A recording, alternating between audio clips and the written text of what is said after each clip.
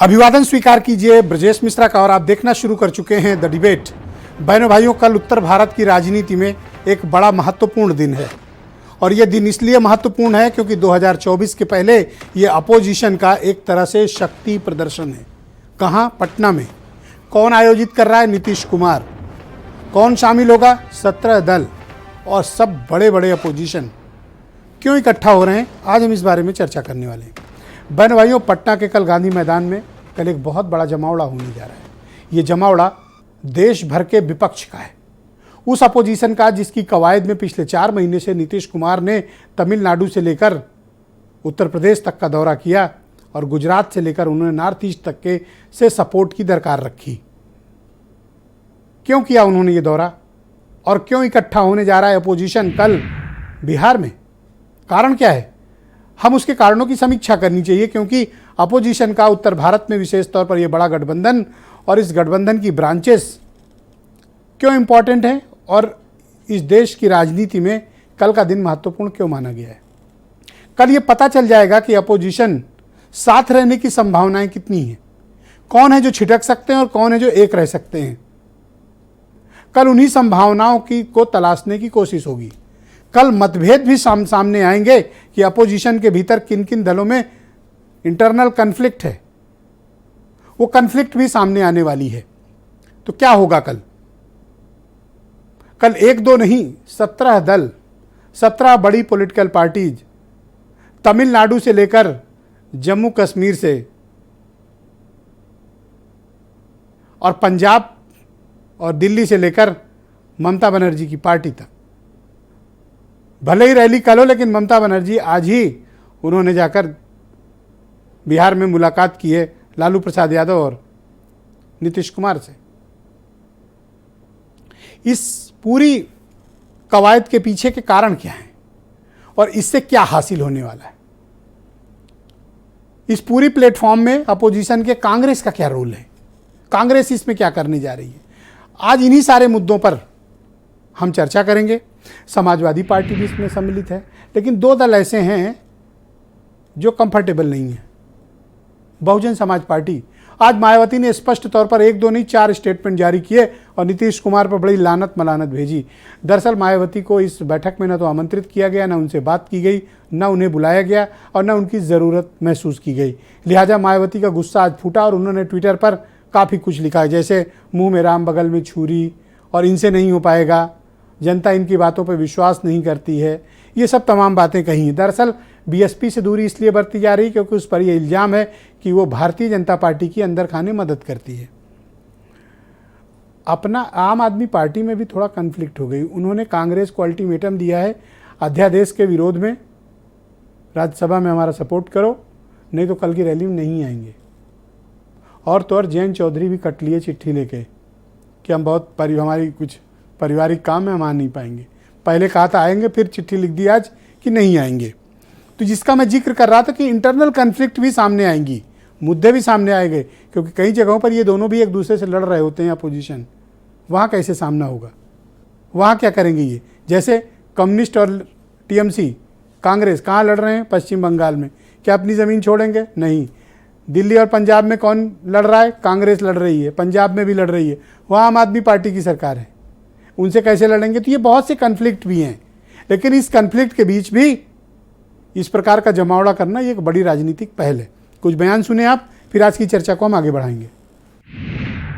आज भारतीय जनता पार्टी का मुकाबला कैसे किया जाए, इसके लिए अलग अलग प्रकार के जतन किए जा रहे हैं। यूपी में अखिलेश यादव जी ने हर तरह के जतन किए, कांग्रेस से गठबंधन किया, बसपा से गठबंधन किया, छोटे छोटे दलों से गठबंधन करके देख लिया, लेकिन भाजपा को पराजित कर पाना इनके बूते की बात नहीं है। उसका कारण है कि नरेंद्र मोदी सरकार आने के बाद से जो गरीब कल्याण नीतियां हैं, उन्होंने गरीबों के जीवन में जिस तरह का परिवर्तन किया है, उसके कारण आज भाजपा लगातार चुनाव जीत रही है और ये कोई भी गठबंधन बनाने की कोशिश करे, भाजपा को हरा नहीं सकते। पीडीए के पक्ष में मायावती जी हैं। पिछड़े दलित अल्पसंख्यकों के हित में अगर मायावती जी कुछ चाहती हैं कि इनका अच्छा हो तो वो आए, उनका खुला स्वागत है। हमारे नेता ने कहा कि हम तो सबसे अपील कर रहे हैं कि सब लोग समाजवादी पार्टी की मदद करें, हम उत्तर प्रदेश में बीजेपी को रोक रहे हैं। भारतीय जनता पार्टी को बेचैनी क्यों है और मायावती जी क्यों बेचैनी है? मायावती जी अघोषित रूप से 2014 के बाद से भारतीय जनता पार्टी की प्रवक्ता के रूप में काम कर रही हैं। सबसे बड़ी बात है कि दरार भारतीय जनता पार्टी को दिख रही है, दरार ढूंढने का प्रयास भारतीय जनता पार्टी कर रही है। कल मुझे लगता है कि कॉमन मिनिमम प्रोग्राम बनेगा और देश के सामने होगा। भारतीय जनता पार्टी जिस तरीके से जनता का शोषण कर रही है और निरंतर सामाजिक विध्वंस करके, सामाजिक समरसता का विध्वंस करके आगे बढ़ने की कोशिश कर रही है, उसके प्रति जनता को जागरूक करना और जाति और धर्म की राजनीति से देश को मुक्ति दिलाना। बहनों भाइयों, आज की परिचर्चा को आगे बढ़ाते हैं। आलोक वर्मा भारतीय जनता पार्टी से हैं, वैभव माहेश्वरी आम आदमी पार्टी से हैं, दीपक रंजन समाजवादी पार्टी से हैं, रोहित अग्रवाल राष्ट्रीय लोकदल से हैं, उमाशंकर पांडे कांग्रेस के प्रवक्ता हैं और doctor M H Khan Bahujan Samaj party के सीनियर लीडर और वीरेंद्र सिंह जी हमारे स्टेट हेड। बहुत शुक्रिया और धन्यवाद आप सभी का। आलोक वर्मा जी, कार्यक्रम की शुरुआत में आपसे करना चाहता हूँ। एक बड़ी महाजुटान पटना में कल होने जा रही है जिसमें 17 दल एक साथ आएंगे और अधिकतर नॉर्थ के जो अपोजिशन है, जो बीजेपी के खिलाफ पार्टियां हैं, वो इकट्ठी हो रही हैं। बीजेपी को कितनी चिंता है? ब्रजेश भाई, एक शेर है, इब्तदाए इश्क है रोता है क्या, आगे आगे देखिए होता है क्या। अभी होने दीजिए, अभी बहुत सारी चीजें आपके सामने आएंगी। पिछले 1-2 दिन में कई चीजें आपके सामने आ चुकी हैं। बसपा का कई बयान आया है, समाजवादी पार्टी के दफ्तर के सामने एक होर्डिंग लगी है और उस होर्डिंग में बहुत सारे नेता हमने देखे। राहुल गांधी गायब है, प्रियंका गांधी गायब है, सोनिया गांधी गायब है, कांग्रेस का कोई भी चेहरा उसमें नहीं है। जयंत जी ने कही दिया कि मामला ठीक नहीं है, नासाज है तबीयत मेरी, मैं जा नहीं पाऊंगा। तभी चलने दीजिए, अभी बहुत सारी चीजें निकल के सामने आएंगी। जयंत की तबीयत ठीक नहीं, ये आपको किसने बताया? उन्होंने तो कहा कुछ पारिवारिक कार्यक्रम है। कोई पारिवारिक कार्यक्रम है, तबीयत ठीक नहीं है, ऐसे बहुत सारी चीजें भी आती रहती हैं। अभी थोड़ा सा अंदर की खबर रख रहे हैं काफी आप लोग। इंतजार कीजिए, बहुत सारी चीजें भी आती रहेंगी। जहां तक भारतीय जनता पार्टी की बात है, उसे इस तरीके के किसी भी गठबंधन से कोई फिक्र करने की न जरूरत थी न जरूरत है। उत्तर प्रदेश का ही अगर आप देख लें, पिछले कई इलेक्शन यहाँ बीते हैं और समाजवादी पार्टी ने कई गठजोड़ बनाए हैं। 2017 में कांग्रेस के साथ समाजवादी पार्टी ने गठबंधन बनाया। 2019 में आप ही कह रहे थे, आप ही के कई बयान थे कि बहुत शानदार गठबंधन है, समाजवादी पार्टी बसपा साथ साथ आ गई है और भारतीय जनता पार्टी का सुपड़ा साफ हो जाएगा। क्या हुआ? कुल मिला के 15 सीटें उन्हें हासिल हुई। अभी 2022 का जो इलेक्शन हुआ था उसमें छोटे दलों के साथ समाजवादी पार्टी ने गठबंधन बनाया। ये किमियागिरी भी उन्होंने अपनी पूरी तरीके से कर ली। अब वो बाहर की तरफ देख रहे हैं, ऐसे बहुत सारे दल पूरी तरफ देख रहे हैं। देखने दीजिए, कोई फर्क नहीं पड़ा। भारतीय जनता पार्टी की तैयारी पूरी है। भारतीय जनता पार्टी के ऊपर, भारतीय जनता पार्टी के नेताओं के ऊपर आम जनता का भरोसा है। जब इलेक्शन आएगा तो शानदार जीत भारतीय जनता पार्टी से दर्ज करने जाएगी। Thank you. Deepak Ranjan Samajwadi party के प्रवक्ता हैं। दीपक जी, क्या कल अखिलेश यादव इस रैली में सम्मिलित होने जा रहे हैं? जी जा रहे हैं। अखिलेश यादव जी राष्ट्रीय अध्यक्ष जी जा रहे हैं कल पटना की। आपको ये नया प्रयोग करने की फिर क्यों आवश्यकता हो गई कि ये आप पर तंज भी कसें कि आप प्रयोग करते हैं लेकिन हर बार आपके नहीं? प्रयोग देखिए ब्रजेश जी, हम इसको प्रयोग नहीं, हम इसको संभावनाएं तलाशते हैं इसमें। आज जो भारतीय जनता पार्टी की फिरका परस्त ताकतें जिस तरीके से हावी है केंद्र की सरकार में, हमको उसको उखाड़ फेंकना है। आज जिस तरीके से लोकतंत्र की हत्या हो रही है, जिस तरीके से संविधान की धज्जियां उड़ाई जा रही हैं, अभी हमारे भाई आलोक वर्मा जी ने विपक्ष के बारे में बहुत कुछ बताया और एक शेर के माध्यम से उन्होंने शुरू किया। मैं इनको ये बताना चाहता हूं कि जब भी आईना उठाया करो, पहले खुद देखो फिर दूसरे को दिखाया करो। ये पहले अपने गिरेबान में झांक करके देख लें कि इनका गठबंधन किसके किसके साथ था। इनके 2 महत्वपूर्ण घटक दल जिनके साथ इनका अलायंस था, एक प्रकाश सिंह बादल जी का, उनके साथ इनका गठबंधन नहीं, और 2 दल ऐसे हैं जो कल विपक्षी बैठक में वो लोग शरीक होने जा रहे हैं और उसकी अगुवाई नीतीश कुमार जी स्वयं कर रहे हैं, जिनके साथ अभी तक ये लोग सरकार में थे, बिहार की सरकार में थे। कितने भी गठबंधन कर लो लेकिन इनको हरा नहीं पा रहे हो। नहीं, देखिए, इनको तो जनता हराने का काम कर रही है और हम लोग तो जनता के बीच में जा रहे हैं। आज जिस तरीके से इनका कुशासन पिछले 9 साल से चल रहा है और जिस तरीके से इन्होंने जनता को गुमराह और परेशान करने का काम किया है, देखिए ब्रजेश जी, जो सरकारें बटन दबाने से आती हैं वही सरकारें बटन दबाने से जाती भी हैं। और सवाल ये नहीं है ब्रजेश जी कि कौन उस कल की बैठक में जा रहा है, कौन नहीं जा रहा है। सवाल ये है कि जो नहीं जा रहा है वो क्यों नहीं जा रहा है। 9 साल तक यही विपक्षी दल जो है भारतीय जनता पार्टी के कुशासन का स्टेटमेंट देखा है? नहीं, देखिए अभी समय है और ऐसा नहीं कि उनके स्टेटमेंट पे कोई लब्बु लुआब निकला है या कोई कंक्लूजन निकला है। अभी बहुत सी चीजें संभावनाएं तलाशी जाएंगी। आपको लगता है कि ये एक्सपेरिमेंट आप करेंगे तो इससे आपको लाभ है जो करने जा रहे हैं? मैंने एक्सपेरिमेंट सब मैंने प्रयोग नहीं, मैंने कहा संभावनाएं हम लोग तलाश रहे हैं। संभावनाएं हम लोग ये तलाश रहे हैं कि भारतीय जनता पार्टी की फिरका परस्त ताकतों को किस तरीके से उखाड़ फेंका जाए। शुक्रिया आपका। मैं डॉक्टर एम एच खान जी को आमंत्रित कर जाऊं, बहुजन समाज पार्टी के सीनियर लीडर हैं। खान साहब, स्वागत है आपका। मैं आपसे जानना चाहता हूं कि आज बहन जी ने एक एक करके 4 ट्वीट दागे हैं और उसमें तमाम बातें नीतीश कुमार के लिए लिखी हैं। आपको क्या आवश्यकता पड़ गई? अगर आपको नहीं इन्विटेशन आया तो क्या विपक्षी नेताओं के साथ आप इस तरह का पेश आएंगे? मैं आपसे कहना चाहूँगा, मैं राजनीतिक विश्लेषक के रूप में। जी बिल्कुल ठीक है, मैं करेक्ट कराता हूँ, आप बोलें जी। और मैं बातें जो कहूँगा वो सही सही कहूँगा। गठबंधन बहुत लेट हो चुका है। ये गठबंधन जो कवायद शुरू हुई है इसका अब कोई महत्व तो नहीं रह गया है। अब एक दूसरे को टेलीफोन करके मना रहे हैं कि आप हमारे गठबंधन में आइए और ना आइए, लेकिन हमारे रैली में आ जाइए। क्या मतलब है? बीएसपी के बिना उत्तर प्रदेश में कोई चीज संभावना तलाश आप करते हैं क्या? मरी से मरी हालत में बहुजन समाज पार्टी का वोट परसेंटेज घटता है, रहता है, बरकरार रहता है, उतने ही से हार। ये मरी से मरी हालत क्या होती है सर? तो ये मरी से मरी हालत ये होती है कि आप कितनी भी कोशिश कर लीजिए आप, लेकिन 14 से 18% वोट बहन कुमारी मायावती जी के पास रहता है जी, वो जाता नहीं है। तो उत्तर प्रदेश में गठबंधन बगैर बीएसपी के, मैं समझता हूं कि अपने आप को आग लगाने वाली बात है। दरअसल एक इल्जाम ये लगता है, इसलिए अपोजिशन है आपको अपने साथ सम्मिलित नहीं कर रहा है मायावती जी को। उनका ये मानना है कि बैकडोर से बहुजन समाज पार्टी बीजेपी को मदद पहुंचाती है, इसलिए न उनसे कोई मिलने आता है, न उनसे कोई बात करता है, न उनको कोई बुलाता है। बहुत सही बात मिश्रा जी। ये जो नीतीश कुमार जी हैं, ये क्या है? नीतीश कुमार जी क्या है? बीजेपी के साथ मिलकर मुख्यमंत्री बने थे।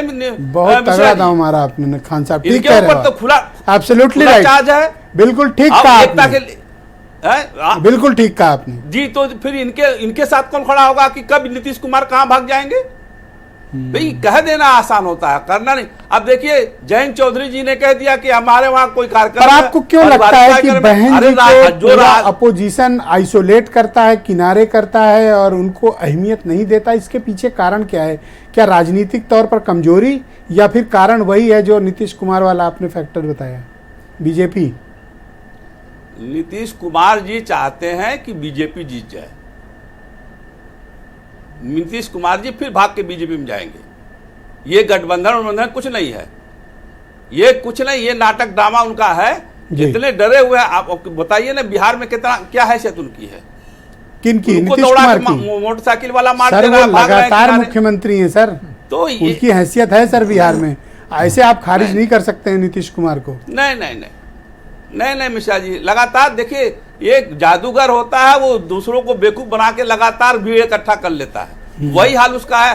पहले वो बीजेपी के साथ मुख्यमंत्री सर, यहाँ लोग गांव में प्रधान नहीं बन पाते और अगला आदमी लगातार के साथ मुख्यमंत्री। बिहार जैसे कॉम्प्लिकेटेड कास्ट वाले प्रदेश का लगातार मुख्यमंत्री है सर, आप उस ऐसे इग्नोर नहीं मार सकते सर। यही मैं कह रहा हूँ, ये चालबाजी है उनकी कि कैसे हमको मुख्यमंत्री पद पर बने रहना है, कभी बीजेपी के साथ, कभी आरजेडी के साथ, कभी किसी के साथ। ये भी तो हो सकता है कि आपको पूछा नहीं गया तो आप खिसियाए हुए हो। नहीं, ऐसा कुछ नहीं है, पूछा जाता, सब देखा जा चुका है। देखिए, मैं किसी की प्रवक्ता नहीं हूँ, मैं समझ गया, मैं कहाँ कह रहा हूँ आप प्रवक्ता हैं कि उत्तर प्रदेश। उमाशंकर पांडे, थैंक यू खान साहब, हमारे साथ जुड़े रहिएगा। मध्य प्रदेश जी, उमाशंकर पांडे उत्तर प्रदेश में कांग्रेस कमेटी के प्रवक्ता। उमाशंकर जी शुक्रिया। आपकी पार्टी कल जा रही है? जी बिल्कुल। क्यों जा रहे हैं आप, और आपका एजेंडा क्या है? आपके विरोधी भी तमाम वहाँ बुलाए गए हैं, आपको बुरा नहीं लग रहा है? देखिए ब्रजेश जी, जो लोग लोकतंत्र के को बचाने के इस मुहिम में शामिल हैं, उन सबका स्वागत है। हमें क्यों बुरा लगेगा अगर कोई भारतीय जनता पार्टी के कुशासन के खिलाफ लोकतंत्र को जो साख गिराने की कोशिश की जा रही है, संवैधानिक संस्थाओं को अपना गुलाम बनाने की जो कोशिश की जा रही है, उसके विरुद्ध जो लोग भी खड़े हो रहे हैं या होना चाहते हैं, कांग्रेस पार्टी सबका वेलकम करती है। आप जिन लोगों की बात कर रहे होंगे, आप सोचिए, वो उनकी सरकारें तो कांग्रेस पार्टी ने ही बनाई है।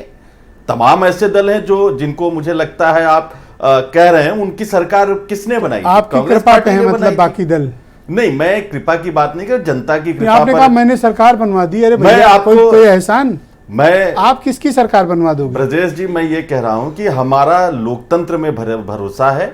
जनता ने जिसको आशीर्वाद दिया उसी पैटर्न पे हमने लोगों को मदद की, हमने सरकार बनाई। तो हमें इस बात से परहेज नहीं है कौन उसमें शामिल हो रहा है। हाँ, ये जरूर है कि कुछ चेहरे बेनकाब हो चुके हैं, वो आमंत्रित नहीं है। कौन से? जैसे अब आपने खुद नाम लिया, मैंने नाम नहीं लिया, जो आमंत्रित नहीं है, जाहिर सी बात है कि जो आमंत्रित नहीं है कौन? अब दम है तो नाम लो ना। नहीं, आमंत्रित ये तो सबको पता है कि कौन से दल उस बैठक में कल तो लेता हूं नाम, आप लेने का हौसला हो तो ले लो। नहीं है। और बौखलाहट लगे हाथ जवाब भी ले लेना। बौखलाहट सबकी स्पष्ट रूप से दिख रही है। तमाम दल है भारतीय जनता पार्टी के साथ 28 दलों अरविंद का। केजरीवाल की पार्टी ने एक अल्टीमेटम दिया है कि कांग्रेस अगर अध्यादेश के विरोध में राज्यसभा में उसको सपोर्ट नहीं देगी, रैली में नहीं आएंगे। देखिए, मैंने आपको ब्रजेश जी जो कहने की क्लियर करो, मैं जो कह रहा हूं ब्रजेश जी, आप समझिए, कुछ चेहरे बेनकाब हो गए और वो आमंत्रित नहीं है। लोकतंत्र को बचाने की इस मुहिम में पर केजरीवाल आमंत्रित है वहां पे, पर लेकिन उन्होंने आप पर एक कंडीशन इंपोज की है। नहीं, वही मैं उसी की बात कर रहा हूं। कौन सा कंडीशन चलता है ब्रजेश जी? आम आदमी पार्टी को खुद इस बात को समझना चाहिए कि क्या वो एक्सपोज होना चाहते हैं। क्या पता चल जाएगा कल। अगर आप कंडीशन लगाना चाहते हैं, आपने ईडी सीबीआई के मामले में जब 22 दलों ने राष्ट्रपति को ज्ञापन दिया, राष्ट्रपति से मुलाकात किया, तब भी आम आदमी पार्टी ने कंडीशन लगाया और इन्होंने हस्ताक्षर नहीं किया। कृषि कानून पर जब पूरा विपक्ष एकजुट था, पूरे देश का विपक्ष किसानों के हित में लड़ाई लड़ रहा था, तब भी आम आदमी पार्टी ने विधानसभा में अपना अलग से किसान कानूनों के संदर्भ में बिल पारित कर दिया उसके समर्थन में। तो आम आदमी पार्टी को समझना है कि वो लोकतंत्र के बचाने वालों आप इनको अपने में काउंट नहीं करते, इस तरीके से कंडीशन नहीं। आप आम आदमी पार्टी को अपने में काउंट नहीं करते? नहीं, फाइनल आ रहे हैं ना, हम तो वेलकम कर रहे हैं। हम समर्थन करोगे? बिल्कुल। अगर वो साथ में लोकतंत्र को बचाने की मुहिम में है तो इनकी लोकतंत्र को बचाना है कि कांग्रेस को बचाना है? कांग्रेस तो बची हुई है ब्रजेश जी। कांग्रेस तो इस देश के डीएनए में है। ठीक है, वैभव माहेश्वरी आम आदमी पार्टी के प्रवक्ता है। धन्यवाद पांडे जी। वैभव माहेश्वरी, क्या ये बात सही है और क्या आपकी पार्टी ने कोई कंडीशन इंपोज की है कि कल होने वाली रैली में आपकी पार्टी के लीडर्स तभी जाएंगे जब कांग्रेस सपोर्ट दे देगी आपको ये अध्यादेश वाले मसले पर आपके पक्ष में वोट डालने के लिए? ब्रिजेश जी, इसको ऐसे समझिए कि ये कंडीशन ऐसी है कि बीजेपी जिन राज्यों में चुन के आती है वहां तो खुद राज्य करती है, और जिन राज्यों में चुन के नहीं आती वहां वो ऐसी व्यवस्था बना रही है कि वहां पर वो एलजी राज्यपालों और पीएमओ के जरिए राज करे। और दिल्ली जो है ना, इसका उदाहरण है। जो ऑर्डिनेंस लेके आए हैं दिल्ली की सरकार के खिलाफ, इसको गिराकर इसकी शक्तियां छीन के करने के खिलाफ, तो हमारी सभी दलों से मुलाकात के दौरान यही बातचीत हुई कि आज अगर आप इस बिल के समर्थन में रहे या फिर इस ऑर्डिनेंस के खिलाफ नहीं खड़े हुए, तो ये तो अगला नंबर सबका है। कोई भी बीजेपी नॉन बीजेपी गवर्नमेंट है, वहां पर ये राज्यपाल के जरिए और एलजी के जरिए और ऑर्डिनेंस के जरिए कब्जा कर लेंगे वहां की शक्तियों पर, वहां की सर्विसेज पर, वहां के तमाम बिलों पर। तो कंडीशन ये नहीं है कि कांग्रेस साथ में आएगी या वो आएगी, ये दल आएगा वो दल आएगा। कंडीशन ये है कि अगर इस तरह की केंद्र की तानाशाही के समर्थन में अगर कोई है तो वो एक लोकतंत्र के लिए जो बचाने के लिए जो गठबंधन बन रहा है उसका हिस्सा नहीं बन सकता। तो सर, आप कांग्रेस को ब्लैकमेल करने की कोशिश क्यों कर रहे हो कि हमें सपोर्ट दोगे तभी आएंगे? अभी वोटिंग तो होने नहीं जा रही है, आप ये शर्त क्यों अभी इंपोज कर रहे हैं? कल की रैली, कल तो वोटिंग है नहीं राज्यसभा में, तब आपने ये कंडीशन क्यों इंपोज की? मुझे लगता है जितना देश आम आदमी पार्टी के लोगों का है उतना ही देश कांग्रेस के लोगों का है, और उतना ही देश बीजेपी के लोगों का भी होना चाहिए। और कोई ऐसा बिल लेकर लोकतंत्र को, वोटर्स को खत्म करने की, वोटिंग को खत्म करने की साजिश लाई गई है, हर दल के आदमी को खड़े हो जाना चाहिए। यहाँ बात कांग्रेस के खिलाफ नहीं है। कल रैली में अरविंद केजरीवाल जा रहे हैं, नहीं जा रहे हैं? मैं बिल्कुल क्लियर कर रहा हूं कि यहाँ पर सबसे बड़ी लड़ाई हमारे लिए अभी 2024 में कौन राजा बनेगा, कौन पीएम का चेहरा होगा, कौन कैसा गठबंधन होगा, अभी ये नहीं है। अभी ये है कि अगर ऐसे बिल आएंगे तो किसी भी चुनाव का कोई मतलब नहीं रह जाएगा। सर, मैं दोबारा पूछ रहा हूं आपसे कि अरविंद केजरीवाल कल पटना जाएंगे, नहीं जाएंगे? बिल्कुल जाएंगे, बिल्कुल जाएंगे। और हमें सबसे ज्यादा उम्मीद है कि सारा का सारा विपक्ष होकर इस अध्यादेश के खिलाफ खड़ा होगा। Thank you. आपने दबाने की कोशिश की लेकिन कांग्रेस ने झटक दिया है। रोहित अग्रवाल, राष्ट्रीय लोकदल के प्रवक्ता हैं, बहुत शुक्रिया रोहित। ये बीजेपी वाले प्रवक्ता को कैसे पता कि जयंत चौधरी की कब तबीयत खराब है, कब नहीं है? इतना मालूमात कैसे अंदरूनी रहती है उनको? ब्रिजेश जी, मैं अचंभित था कि भाजपा के प्रवक्ता बता रहे थे समाजवादी पार्टी के कार्यालय के बाहर कौन सी होर्डिंग लगी है, उसमें किसकी फोटो लगी है, किसकी फोटो नहीं लगी है, ये भी इनको पता है। तो मुझे समझ में नहीं आता, जनता इनको वोट देती है समाजवादी पार्टी कार्यालय के बाहर झांकने के लिए, जयंत चौधरी जी की तबीयत देखने के लिए। तो भाई डॉक्टर हैं क्या इनके यहाँ सब? मतलब सरकार क्या, मतलब डॉक्टर चुनी है जनता ने? अरे जनता की सेवा करो, हमारी चिंता ना करो। हमारे नेता विदेश गए हुए हैं और वो पारिवारिक कार्यक्रम से विदेश गए हुए हैं, और ये हम पहले ही होंगे। अब ये भाजपा वालों की तो विजय जी रहने ही दीजिए। मतलब इनकी बात पे अगर मानेंगे तो देश, मतलब आज 9 साल में, मतलब मुझे लगता है कि जो है आज़ादी तक ना पहुंच जाता है ना। तो देश तो वहां तक पहुंच गया है कि जो 1947 वाली स्थिति में देश था, कि आज मंदिरों के सोने बदल जा रहे हैं पीतल में। आज भगवान राम का जो ठेका लेके आए थे आदि पुरुष पे, उनके मुंह से आवाज़ नहीं निकल रही है। तो देखिए, भाजपा वालों पे तो बात ना ही करें तो मुझे लगता है ज़्यादा बेहतर है। देखिए, स्थिति ये है कि माननीय जयंत चौधरी जी ने पूर्ण समर्थन, पूरा दिल से समर्थन जो कल रैली हो रही है उसको दिया है, और हमने चिट्ठी लिख के आपने समर्थन दिया है, चिट्ठी लिखी है। चौधरी साहब नहीं जा पा रहे तो कोई नंबर 2 होगा पार्टी में, उनको भेज देते। देखिए ब्रिजेश जी, राष्ट्रीय अध्यक्षों की बैठक है, तो राष्ट्रीय अध्यक्षों की बैठक में राष्ट्रीय अध्यक्ष ही जाएंगे। भैया विदेश 2 दिन बाद चले जाते, कोई जल्दी थी? देखिए ब्रिजेश जी, एक आपका पूर्व निर्धारित कार्यक्रम भी होता है। तो भैया ये तो पहले से पता था कि आप 23 तारीख को रैली है, आखिरी मीटिंग 24 का टिकट करा लेते। हेलो ब्रिजेश जी, आखिरी मीटिंग तो करा लेते। क्या आखिरी मीटिंग है ये? 2024 में तो अभी समय है, पहली मीटिंग है ना। पहली मीटिंग में अगर हमारी चिट्ठी से समर्थन है, अगली मीटिंग में माननीय जयंत चौधरी जी स्वयं दिखेंगे। ऐसे बाउंड्री फांद के निकलने पे सवाल तो खड़े होंगे। ब्रिजेश जी, वो 16 तारीख से बाहर हैं, 16 तारीख से वो बाहर हैं। ऐसा नहीं है कि वो आज वापस चले, आज ऑलरेडी वो बाहर गए, ऑलरेडी वो पहले से बाहर चल रहे हैं। उसके बाद जब हमें सूचना मिली तो हमने उनको पर इतने कॉन्फिडेंस से कैसे आलोक वर्मा ने कह दिया कि तबीयत नहीं ठीक है?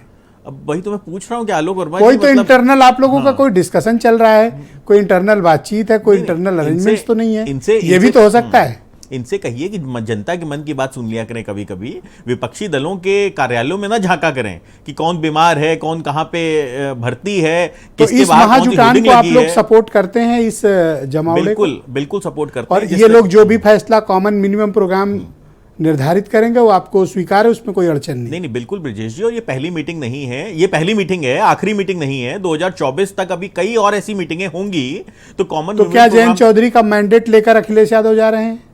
नहीं, हमारा गठबंधन है माननीय अखिलेश यादव जी के साथ, इसमें कोई तो अगर अखिलेश यादव वहां रिप्रेजेंट करें तो क्या हम लोग ये काउंट कर लें कि आप भी हैं वहां पे? नहीं, बिल्कुल हम हैं। हमने तो चिट्ठी के माध्यम से समर्थन दिया है, और अखिलेश यादव जी अगर जा रहे हैं तो, और हमारा गठबंधन, धन्यवाद वीरेंद्र जी, आज की डेट में इस समय हमारा गठबंधन है, तो अखिलेश यादव जी अगर जा रहे हैं तो बिल्कुल हमारा समर्थन है। शुक्रिया वीरेंद्र जी। ये कल जो बैठक होने जा रही है, मतलब कल रैली होने जा रही है, इसका क्या इम्पैक्ट है, इसकी आवश्यकता क्यों आन पड़ी, और ये तमिलनाडु से लेकर कश्मीर तक के नेताओं को जुटाकर नीतीश कुमार क्या साबित करना चाहते हैं? और दूसरा, मायावती आज क्यों गुस्सा हो गई और जयंत चौधरी के न पहुंचने के कारण? देखिए, ये जो एकजुटता होती है और एक जो सम्मेलन, रैली, प्रदर्शन, ये सब एक संदेश की तरह होते हैं। और लोकतंत्र में सड़क पर उतरकर, धरना देकर, रैली करके, नेताओं को इकट्ठा करके, जुटान करके भी बहुत सारे संदेश दिए जाते हैं। अलग अलग तरीका है लोकतंत्र में अपनी बात पहुंचाने का। जब से बीजेपी सत्ता में आई है, उसके सामने कोई एक दल टिक नहीं पा रहा है। जब विपक्ष अलग अलग लड़ता है, उसका फायदा बीजेपी उठाती है और वो चुनाव जीत लेती है। यही वजह है कि शायद विपक्ष को लगा कि एक साथ एकजुट हुआ जाए, आया जाए, और बीजेपी के सामने एकजुटता के अलावा ज़्यादा अवसर भी है नहीं। तो ये जो स्थितियां हैं कि 2014 के बाद से अलग अलग राज्यों में लोग मोदी के सामने लड़ते रहे, हारते रहे, लेकिन आज विभिन्न राज्यों के विभिन्न पार्टियों के 17 बड़े नेता इकट्ठा हो रहे हैं, एक वो मजबूती और एकजुटता का संदेश दे रहे हैं। तो ये सच्चाई है कि इस संदेश में सिर्फ एक चीज़ ऐसी रह जाती है, कांग्रेस अगर जब भी सेंटर में सरकार बनाने की बात अगर इस चुनाव में कोई आती है तो कांग्रेस एक राष्ट्रीय पार्टी है, बड़ी पार्टी है। हालांकि आम आदमी पार्टी भी मौजूद है, लेकिन सांसदों के संख्या बल उसके बिना केंद्र में तत्कालिक तौर पर अगर कोई सरकार बना सकता है तो कांग्रेस बना सकती है। तो हर जुटान में अगर कांग्रेस शामिल नहीं है तो ये जुटान तीसरे मोर्चे की ओर तो बात कर सकता है। ये सीधे सीधे विपक्ष बीजेपी के सामने कोई सीधा मोर्चा दिखता नहीं है। देखिए, हर समय में जब जब पार्टियां ऐसी आने लगी कि इलाकाई पार्टियों का दखल बढ़ता गया, तब एक टाइम पे एनडीए बना, एक टाइम में यूपीए बना, अब अखिलेश यादव ने कहा कि पीडीए बनाया जाए। आज उत्तर प्रदेश से सटे राज्य में एक बहुत बड़ा जमावड़ा शुरू हो गया है। यूपी पे उसका क्या इम्पैक्ट होगा इस पटना के सम्मेलन का, ये महत्वपूर्ण है। दुर्भाग्य और सौभाग्य दोनों हो सकता है कि अखिलेश यादव के अलावा, वो चूंकि गठबंधन में है जयंत चौधरी के साथ, उनके अलावा यहाँ यूपी में विपक्ष का और ज़्यादा इम्पैक्ट नहीं है किसी का। मायावती ना बुलाए जाने से नाराज है, लेकिन बुलाए जाने पर क्या वो जाती, इस पर संशय है। क्योंकि बीजेपी को लोग ये मानते हैं कि मायावती बीजेपी से डर रही हैं, सीबीआई ईडी से डर रही हैं और शायद वो विपक्ष के ऐसे जुटान में ना जाए। अभी ये बात आई कि भाई मरे से मरी स्थिति में भी बसपा का वोट बैंक एकजुट रहता है। बसपा का वोट बैंक 22% से घट के 12% पे आ गया है। तब मरी से मरी और कैसी स्थिति आएगी? क्या एकदम मर जाए तब माना जाए कि मर गई? मरी से मतलब है कि लंबे समय तक अगर आप ढलान पर जा रहे हैं, अगर आप कहते हैं लोग कि भाई बहुत पड़ा हुआ है, घुरुच रहा है, आगे नहीं बढ़ पा रहा है, एक ही स्थिति में लंबे समय तक पड़े रहने को आप कह सकते हैं मरी से मरी स्थिति। चटपट मर जाना वो दूसरी बात है। तो सियासत में मायावती की पार्टी का जो संघर्ष है वो अब दिखाई पड़ेगा असली तौर पर, क्योंकि 19 में तो गठबंधन उनका बहुत बड़ा था और 10 लोकसभा की सीटें वो जीती। अब अखिलेश यादव और मायावती गठबंधन नहीं है अभी फिलहाल। ऐसे में मरी से मरी स्थिति वही है कि विधानसभा में आपके पास एक विधायक बचा, जिसका 10 साल पहले तक सरकार थी उत्तर प्रदेश में। तो ये जो स्थिति है ये उत्तर प्रदेश में ज़्यादा असर नहीं डालती, लेकिन राष्ट्रीय फलक पर इसका असर क्या होगा ये कल की रैली में आप देखेंगे। केजरीवाल निश्चित तौर पर 2 राज्यों वाली सरकार के नेता हैं। वो देखा जाए तो इस जो जुटान में सबसे बड़े नेता लीडर के तौर पर होंगे, क्योंकि उनके पास 2 मुख्यमंत्री हैं। अब बीजेपी कांग्रेस के साथ देखिए, कांग्रेस ने तो एमसीडी में भी इनका आम आदमी पार्टी विरोध किया था। तो कांग्रेस वोट तो समर्थन तो चाहती है जी, लेकिन वो ये भी चाहती है कि आम आदमी पार्टी ना बढ़े, तो वहाँ बीजेपी बढ़ जाती है। तो ये इंटरनल जो तो वहाँ कॉन्फ्लिक्ट है ये बीजेपी को कैसे ताकत दूर भी करेंगे मिल ये जाती लोग? है। इंटरनल ये कॉन्फ्लिक्ट सब कैसे दूर चीजें करेंगे? हैं जो आप देखेंगे। जी, लेकिन ब्रजेश जी, कोई भी गठबंधन जब बनता है, कोई नेता इकट्ठा होते, तो सत्ताधारी दल तो हमेशा कहता है कि अरे ये सब मोदी से डर के इकट्ठा हुए हैं। बीजेपी के नेता भी कहते हैं। अब जयंत नहीं जा रहे हैं तो जयंत के लिए कह रहे हैं। भाई जयंत नहीं जाएंगे लेकिन साथ तो निभाएंगे, साथ तो निभा ही रहे हैं, अब और कैसे क्या करें?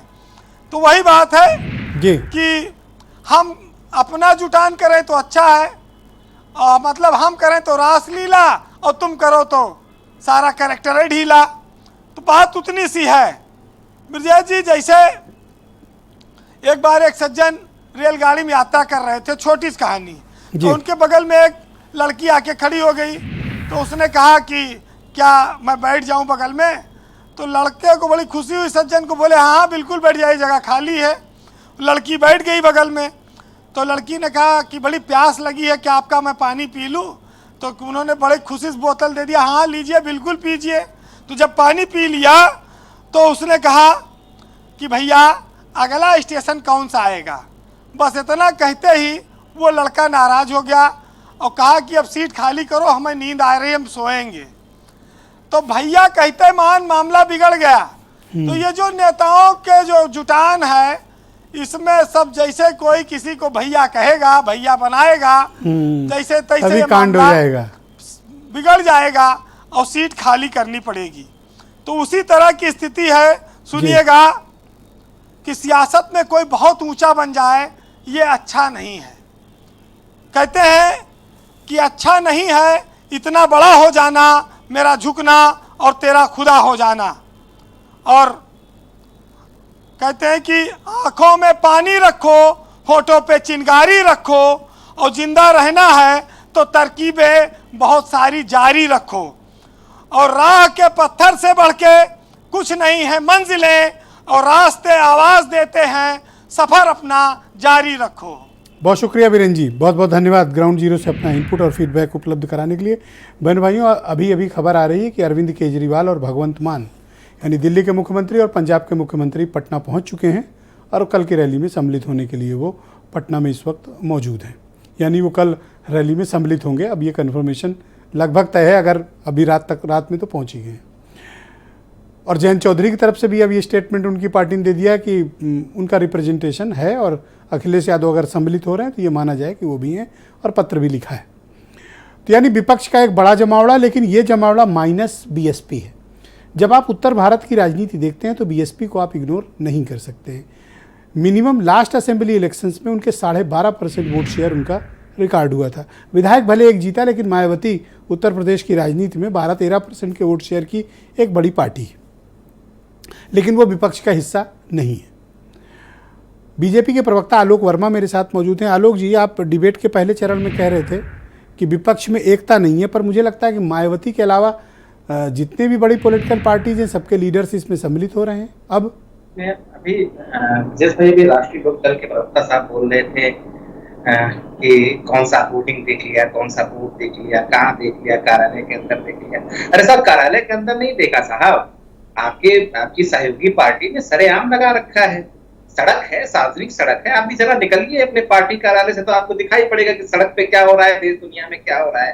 देश दुनिया में क्या हो रहा है ये देखना बहुत मायने रखता है। और मैं भी प्रवक्ता हूं तो मेरे लिए भी मायने रखता है। आपके बोर्ड में अगर कांग्रेस के साथ कल आप जुटान करने जा रहे हैं, कार्यालय के बाहर होर्डिंग में क्या लगा है? रोहित, मैं टाइम दूंगा अपनी बारी में बोलना, अपनी बारी। अगर उस होर्डिंग में बहुत सारे चेहरे लगे हुए हैं, उस पे नीतीश कुमार का भी चेहरा लगा है। इनको आपत्ति इस बात की है कि इनके नेता विदेश में हैं और आपने कह दिया कि वो बीमार हैं। इनको आपत्ति उस बात पे है। ब्रजेश भाई, मुझे किसी तरीके की कोई आपत्ति नहीं है। भारतीय जनता पार्टी हर सीट की तैयारी शुरू से कर चुकी है। 2019 के बाद जिन सीटों पर हम जीते और जिन सीटों पर हारे, तो आपने ये क्यों कहा और किस आधार पे कहा कि जयंत चौधरी की तबीयत खराब है, जबकि वो कह रहे हैं कि उनके नेता विदेश में है, जेन्युइन कारण है, नहीं जा रहे? भाई उनका अंदरूनी मामला है, तबियत खराब है, नहीं खराब है, वो जाए ना जाए, शर्म आनी चाहिए। किसी के स्वास्थ्य के लिए आप ऐसी बात कैसे कर सकते हैं? नहीं, किसी के स्वास्थ्य के लिए आप ऐसी बात कैसे कर सकते हैं? आपको शर्म आनी चाहिए। जब मैंने ऑफिशियली बयान दे दिया कि मेरे नेता बाहर हैं और अब समर्थन कर रहे हैं खाली चुनाव जीतने के लिए, खाली विद्रोह पैदा करने के लिए, उनको कंप्लीट कर। रोहित रुक जाओ, मैं समय दूंगा, आप बोल लेना। आलोक तिवारी उनको बोल लेंगे। हाँ, 2024 का जब चुनाव होगा तो उसी तरीके की जीत हमको मिलेगी और उससे भी बेहतर जीत मिलेगी जो 2019 में थी। 2019 में दो बड़ी पार्टियां उत्तर प्रदेश में इकट्ठा हुई।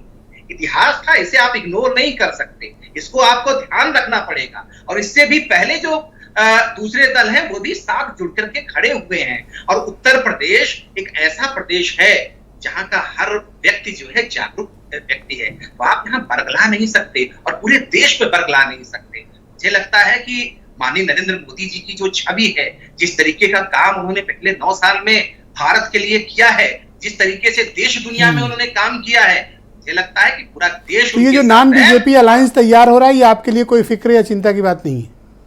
नहीं, बिल्कुल नहीं है प्रदेश भाई। पहले दीपक रंजन जी तरीके का गठबंधन उत्तर प्रदेश कह रहे हैं, कितना भी बड़ा गठबंधन हो इनको कोई चिंता नहीं है। अब देखिए, ऐसा आलोक जी ने अभी होर्डिंग का उल्लेख किया। क्या लगवाए होर्डिंग में, तो देखा भी नहीं, बता दो जरा। किसी ने नहीं देखा, किसी ने नहीं देखा, हमें तो बता तो दो कौन सी हमें तो हमने भी नहीं देखा, किसी ने नहीं देखा उस होर्डिंग को। जितनी मान्युटली इन्होंने विजय जी ने इस होर्डिंग को देखा, हमें तो लगता है होर्डिंग का क्या, बड़े मायावी लोग हैं ये लोग। कहीं ऐसा तो नहीं आलोक वर्मा जी ने खुद स्वयं जा करके वहां पर होर्डिंग लगवा दियो। इनको चिंता, उमा शंकर भाई को चिंता नहीं कि उसमें किसकी फोटो है किसकी फोटो नहीं। हमें तो लग रहा है इनको चिंता इस बात की तो नहीं है कि मोदी जी और शाह जी की फोटो उसमें लगवाना चाहते थे।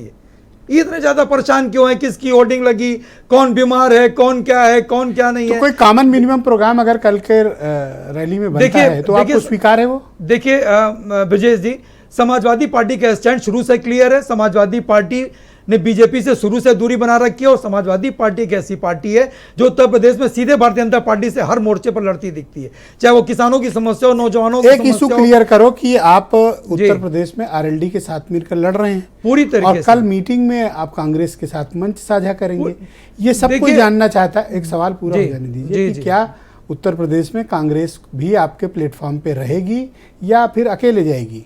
देखिए, कल राहुल गांधी जी आपके राष्ट्रीय अध्यक्ष कांग्रेस पार्टी के, हमारे समाजवादी पार्टी के राष्ट्रीय अध्यक्ष जी और अरविंद केजरीवाल जी, सारे लोग वहां पर उपस्थित रहेंगे। डिस्कशन के लिए तैयार हैं? और बहुत से बिल्कुल डिस्कशन, इसीलिए कल वहां बैठ रहे हैं लोग और कई फार्मूले। व्हाई नॉट बहन जी, उनको आप क्यों इग्नोर कर रहे हैं? नहीं, देखिए अभी समय है, मैं बहन जी को कतई हम लोग इग्नोर नहीं कर रहे हैं। और इसमें देखिए, अगर फिरका परस्त ताकतों को अगर हटाना है, भारतीय जनता पार्टी को अगर केंद्र से हटाना है, तो निश्चित रूप से आदरणीय मायावती जी को भी पहल करनी चाहिए। Okay, doctor M H Khan साहब, बढ़ना चाहिए। एक विंडो तो मायावती जी के लिए खुली हुई है। आपको लगता है कि बातचीत का कोई रास्ता निकल सकता है या मायावती जी इस गठबंधन का पार्ट कहीं से बन सकती हैं, या फिर अविश्वास के रिश्ते और गहरे होंगे? नहीं, देखिए विशाल जी, राजनीति में कोई चीज संभव असंभव नहीं होती है। कभी भी कोई संभव हो जाता है, कभी असंभव हो जाता है, कोई बनते बनते रह जाता है, कोई बन जाता है। अब अभी चर्चा हो रही थी कि 12.5% पे मायावती जी आ गई। तो देखिए, मैं साफ बात करता हूँ, आजमगढ़ का वाई इलेक्शन हुआ जिसमें सिटिंग एमपी थे समाजवादी पार्टी के, वो हार गए और 29% बीएसपी वहां पहुंच गई।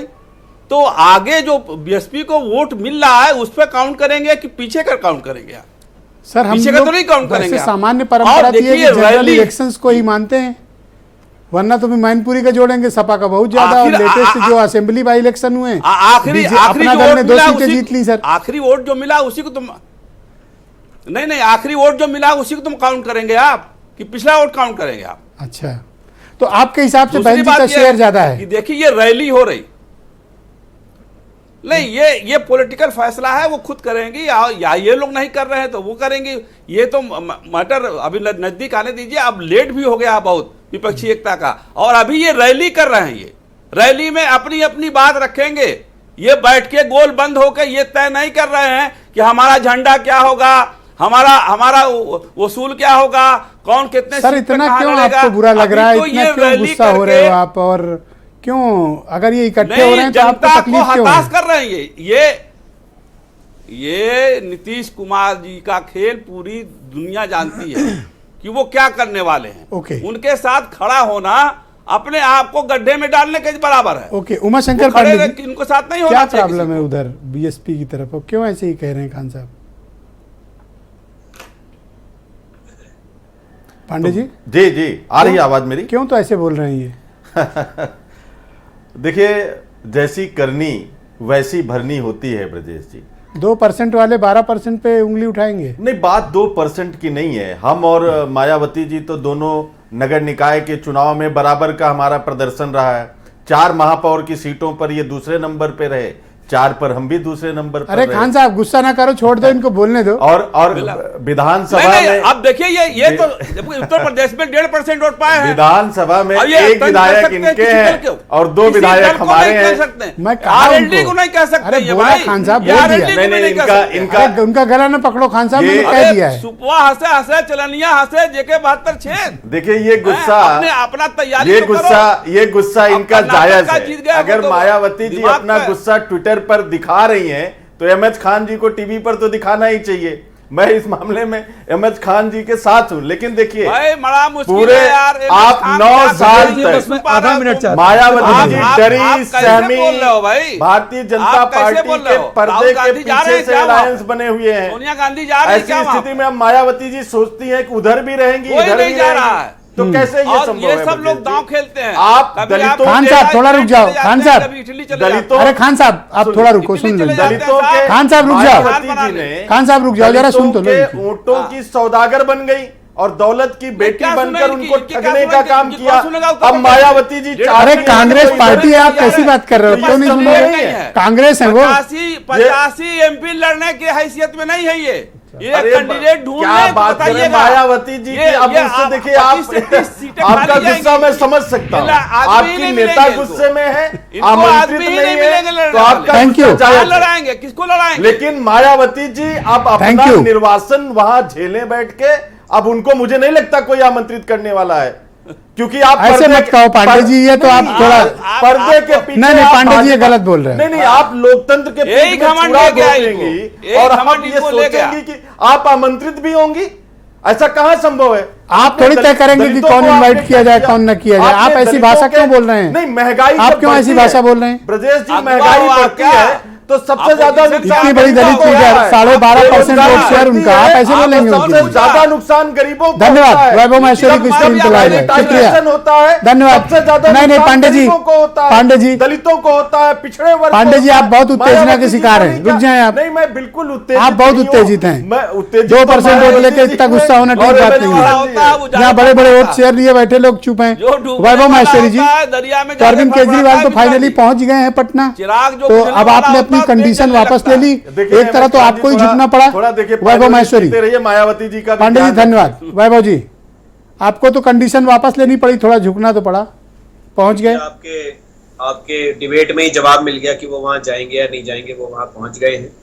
लोकतंत्र के प्रति हमारा कमिटमेंट बहुत ऊपर है ब्रिजेश जी, और दिल्ली सबसे ज्यादा झेल रहा है लोकतंत्र के ऊपर अटैक, सबसे ज्यादा पहुंचे नहीं झेल थी, रहा उनकी है। भाषा अलग वहां थी। पर अब लैंड वहां पर करेंगे तो शिक्षा बस। देने वाले आदमी को जेल भेज रहे हैं, वहां पर अस्पताल बनाने वाले ठीक बात आदमी है, को जेल बोलिए। भेज रहे हैं, वहां पर रोजगार देने वाले लोगों को जेल भेज रहे हैं, वहां पढ़े लिखे लोगों से नफरत करने की वजह से ये जेल भेज रहे हैं, और अब बिल ला ला के तो सरकार आप अपने एजेंडे के लिए सीरियस थे या आपने ट्राई मारा था कि शायद कांग्रेस दबाव में आ जाए? देखिए, हम 100% सीरियस हैं। अभी ऐसा कुछ नहीं है कि कहीं किसी के जाने से ना जाने से हमारा कोई झुक रहे हैं, ये सब बहुत छोटी बातें हैं। मेन बात ये है कि इस बिल की खिलाफत किसी भी तरह करी जानी चाहिए, नहीं तो ये सारा खत्म कर देंगे। पहले से ऑर्डिनेंस ला ला के सारी राज्य सर, आपके लिए केवल बिल मुद्दा है या कुछ और भी सिर्फ एक ही मुद्दा है? बिल ही लोकतंत्र है, बिल ही देश की जो संविधान पे हमला है, इस तरह के जो थैंक बिल यू, है वो देश के संविधान पे हमला बहुत है। शुक्रिया दिल्ली आपका का वैभव हमला जी। नहीं है, ये थोड़ा देश के इस लोकतंत्र राउंड में का वक्त का अभाव है। मैं रोहित, ये क्या आप बताओ, क्या मामला? रोहित क्यों इतना उलझ रहे थे? ब्रजेश जी, देखिए स्थिति ये है कि आराम से बात कर सकते हैं ना हम लोग। नहीं, बिल्कुल बिल्कुल आराम से करते हैं। तो मुझे ये बताइए ब्रजेश जी, लखनऊ में बिजली आ रही है? आपके घर में बिजली आ रही है पूरी प्रॉपर? इतनी गर्मी है, यहाँ हीट स्ट्रोक से लोग मरे जा रहे हैं, आप बिजली नहीं दे पा रहे हो, वो आपको दिखता नहीं है। दूसरे के कार्यालय में होर्डिंग दिखती है, और एक राष्ट्रीय अध्यक्ष के लिए इस तरीके की भाषा का प्रयोग करना कि वो बीमार हैं, आपको शर्म आनी चाहिए। किसी के स्वास्थ्य पे आप उंगली उठा रहे हो, खाली किस लिए? क्योंकि आप डरे हुए हो, आप विपक्षी एकता से डरे हुए हो, आप विघटन की राजनीति करना चाहते हो, निकल गया तो आप पकड़ लो, धर्म की राजनीति करना चाहते हो, निकल आप गई किसी के राष्ट्रीय अध्यक्ष को कह दो कि करेक्ट कर बीमार लिया है। उन्होंने बाद में, अब आपने तो एक ही बात पकड़ ली। नहीं ब्रिजेश जी, बिल्कुल कितनी बड़ी बात है। आप सोचिए, किसी के स्वास्थ्य के ऊपर भगवान करे इनका राष्ट्रीय अध्यक्ष स्वस्थ रहे, और ये हमारे राष्ट्रीय अध्यक्ष के लिए इस तरीके की भाषा का प्रयोग कर रहे हैं, जबकि क्या कह रहे हैं? देख रहे हैं किधर की तरफ जाना है, किधर की तरफ नहीं जाना। नहीं, किधर की तरफ नहीं जाना। अरे आपकी तरह नहीं है, हमें पता है आपकी बेचैनी क्या है। तो आपको पता है माननीय जयंत चौधरी जी दूरदर्शी हैं, विजन रखते हैं, विजनरी हैं। नहीं, बैगन वैगन मत कहो भाई, रुक जाओ, बैगन मत बोलो। ना ना ना, ऐसी भाषा नहीं। अभी तो बैगन वैगन मत कहो। परेशान हो रहे थे कि जयंत चौधरी जी शायद भाजपा के साथ हैं, अब आप बता रहे हो बैगन है। पहले तो खुद डिसाइड कर लो कि आप बैगन हो, गोभी हो, कि आप कद्दू हो। आप पहले तो खुद डिसाइड कर लो कि भाई कौन सी सब्जी हो आप, क्योंकि जनता ने आपको सरकार इसलिए नहीं चुन के दिया था कि आप बैगन और गोभी करने जाओ। समस्या ये है कि आप बिजली दे नहीं पाते हो, महिलाओं को सुरक्षा दे नहीं पाते हो, युवाओं को रोजगार दे नहीं पाते हो। समस्या ये व्यापारियों को सुरक्षा दे नहीं पाते हो, तो अब यहाँ पे आके अलग अलग बातें करते हो। स्थिति है, भारतीय जनता पार्टी डरी हुई है। भारतीय जनता पार्टी को पता है 10 साल में इन्होंने सिर्फ लूटने का काम किया है। अरे भाई वो बताओ, 500 के नोट, धन्यवाद, 88,000 करोड़, बहुत बहुत शुक्रिया। मैं आप सबका बहुत आभार प्रकट करता नोटों का हिसाब बताओ। मैं अपने सभी अतिथियों का बहुत धन्यवाद देता हूं। डिबेट में समय समाप्त हो चुका, बहुत शुक्रिया और धन्यवाद। और बहन भाइयों, आप सबका भी बहुत शुक्रिया और धन्यवाद इस कार्यक्रम को देखने के लिए। धन्यवाद, नमस्कार।